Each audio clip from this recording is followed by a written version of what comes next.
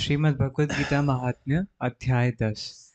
भगवान शिव ने कहा, मेरी प्रिय पार्वती, अब मैं आपको श्रीमद् भगवद गीता के 10वें अध्याय की महिमा के विषय में बताऊंगा, जो कि भगवान विष्णु द्वारा लक्ष्मी देवी को कही गई थी, जो स्वयं में ही आध्यात्मिक जगत में जाने की सीढ़ी है। काशीपुरी में धीर बुद्धि नाम का एक ब्राह्मण था, जो मुझे मेरे वाहक नंदी के समान प्रिय था। वे सदैव शांत रहते थे एवं उनकी सभी इंद्रियां भगवान कृष्ण की महिमा गान में स्थिर थीं। वह जहां भी जाते, मैं बड़े प्रेम से उनका अनुगमन करता ताकि मैं उनकी रक्षा और सेवा कर सकूं।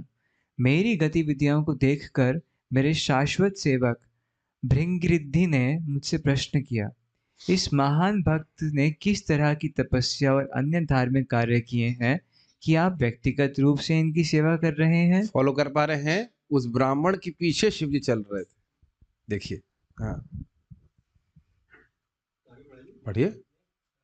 भृंगिरिद्धि का प्रश्न सुनकर मैंने इस प्रकार उत्तर दिया, एक बार कैलाश पर्वत में पुन्नाग के नाम से प्रसिद्ध एक बगीचे में मैं चंद्र प्रकाश में बैठकर आनंद ले रहा था और अचानक एक तेज वायु चली, जिससे वृक्ष बहुत उच्च ध्वनि करते हुए हिलने लगे।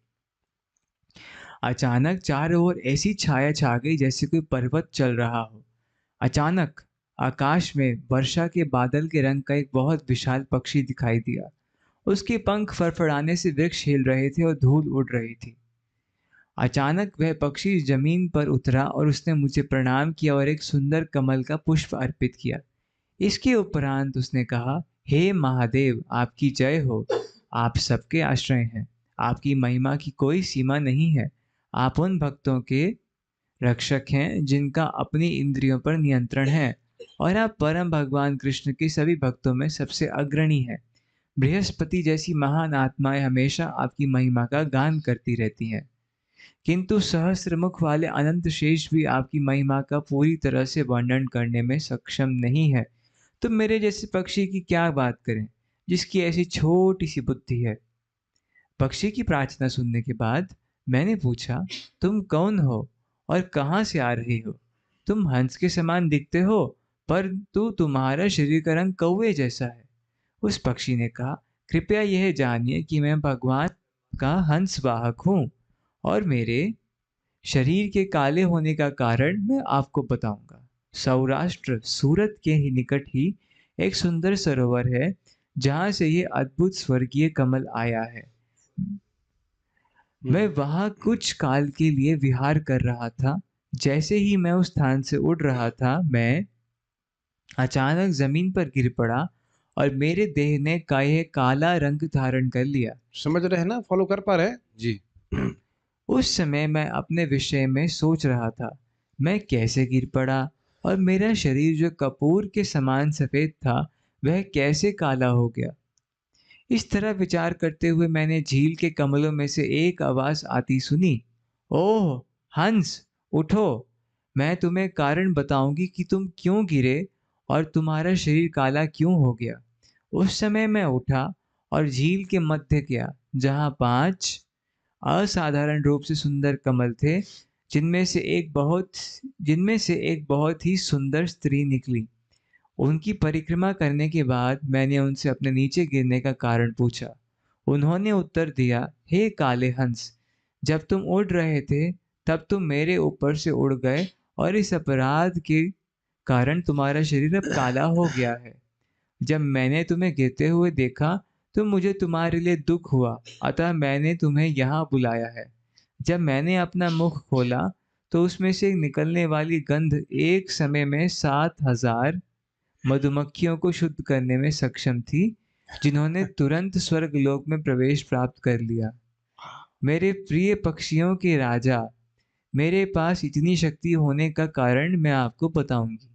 इस जन्म से 3 जन्म पूर्व मेरा जन्म एक ब्राह्मण परिवार में हुआ था, और मेरा नाम सरोज वदन था।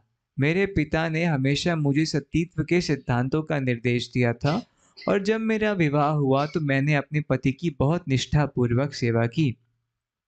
एक दिन मुझे एक मैना, एक काली चिड़िया मिली, और उसकी देखभाल करने के कारण मेरी पति के प्रति मेरी सेवा प्रभावित हुई, जिसके कारण वह क्रोधित हो गए और मुझे शाप दिया।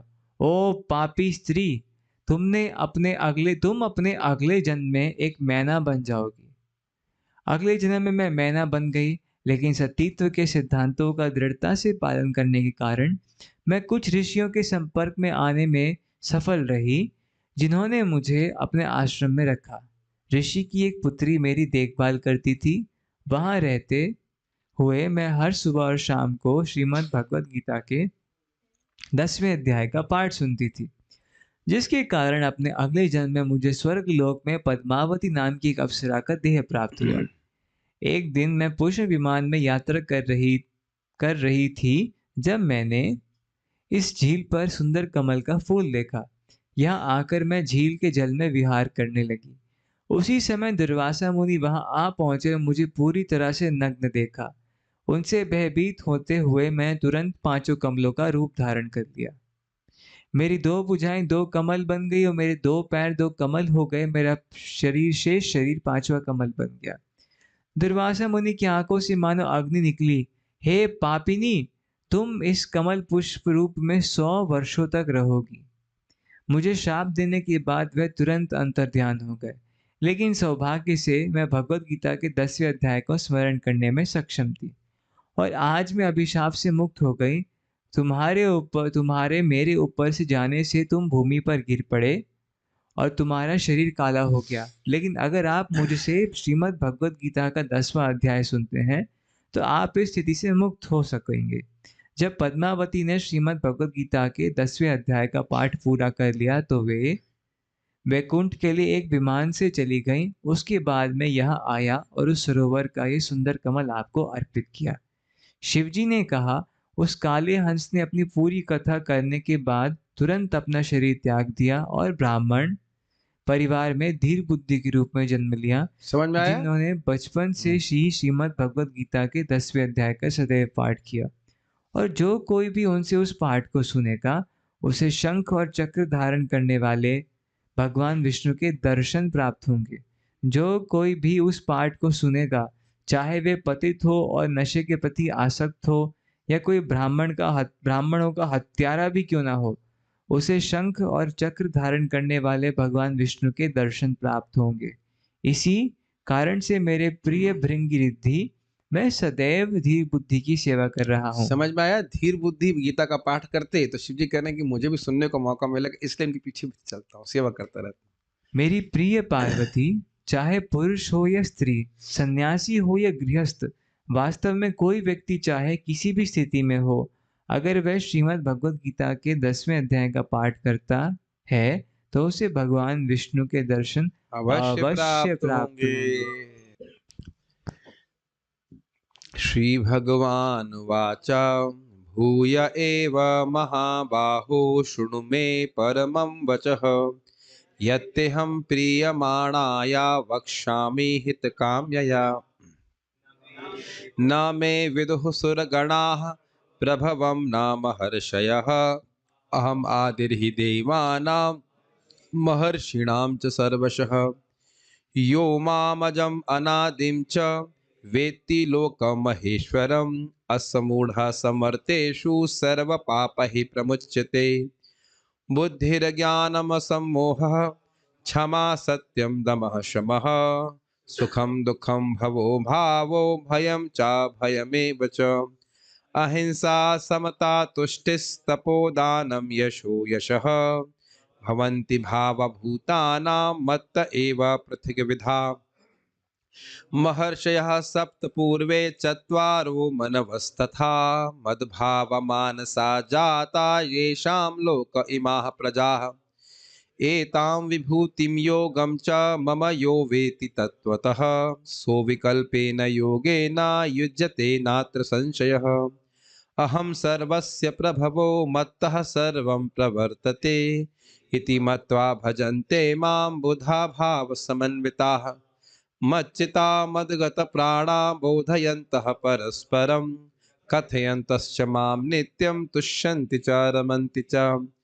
तेषां सततयुक्तानां भजतां प्रीतिपूर्वकं, दामि बुद्धियोगं तं येन मामुपयान्ति ते तेषामेवानुकम्पार्थम् अहम् अज्ञानजं तमः नाश्याम्यात्मभावस्तो ज्ञानदीपेन भास्वता।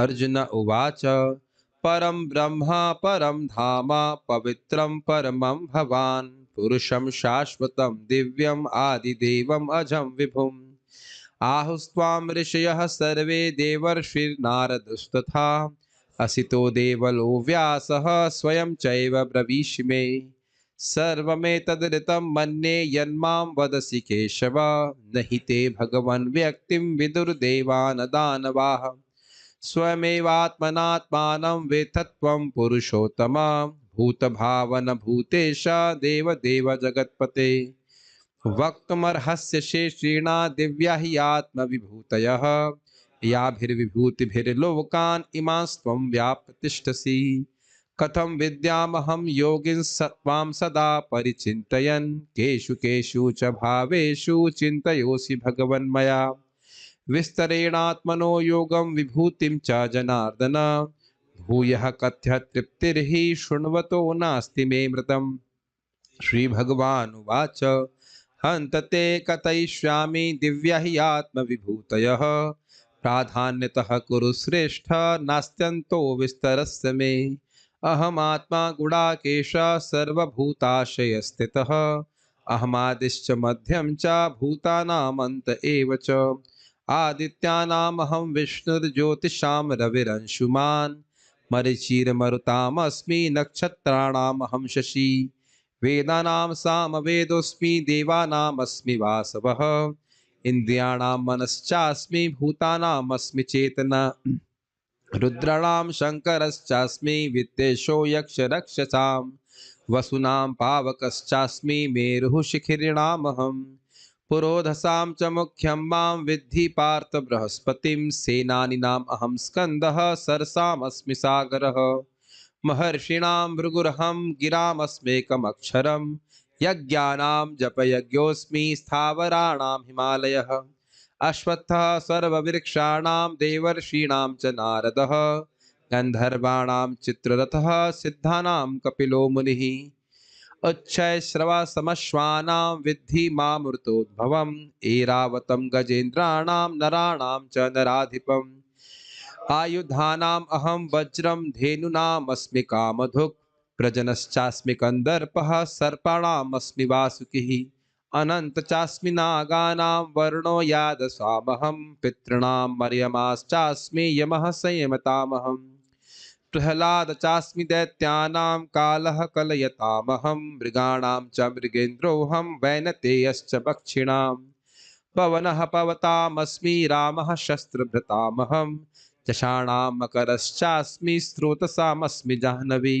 सर्गाणामादिरन्तश्च मध्यं चैवाहमर्जुना अध्यात्मविद्याविद्यानां वादः प्रवदतामहम् अक्षराणामकारोऽस्मि द्वन्द्वः सामस्य कस्य च अहमेवाक्षयः कालो धाताहं विश्वतो मुखः मृत्युः सर्वहरश्चाहम् उद्भवश्च भविष्यतां कीर्तिः श्रीवाक् च नारीणां स्मृतिर्मेधा धृतिः क्षमा बृहत्सामा तथा साम्नां गायत्री छन्दसामहं मासानां मार्गशीर्षोऽहं ऋतूनां कुसुमाकरः द्यूतं छलयतामस्मि तेजस्तेजस्विनामहं जयोऽस्मि व्यवसायोऽस्मि सत्त्वं सत्त्ववतामहम् ऋषीणां वासुदेवोऽस्मि पाण्डवानां धनञ्जयः मुनीनामप्यहं व्यासः कवीनामुशना कविः दण्डो दमयतामस्मि नीतिरस्मि जिगीषितां मौनं चैवास्मि गुह्यानां ज्ञानं ज्ञानवतामहम् यच्चापि सर्वभूतानां बीजं तदहमर्जुन न तदस्ति विना यत् स्यान्मया भूतं चराचरम् नान्तोऽस्ति मम दिव्यानां विभूतीनां परन्तप एष तु देशतः प्रोक्तो विभूतेर्विस्तरो मया यद् यद् विभूतिमत्सत्त्वं श्रीमदूर्जितमेव वा तत्तदेवावगच्छत्वं मम तेजोंशसम्भवम् अथवा बहुनैतेन किं ज्ञातेन तवार्जुन विष्टभ्याहमिदं कृष्णम् एकांशेन स्तो जगत् हरे कृष्णा कृष्ण कृष्ण हरे हरे हरे राम राम राम हरे हरे।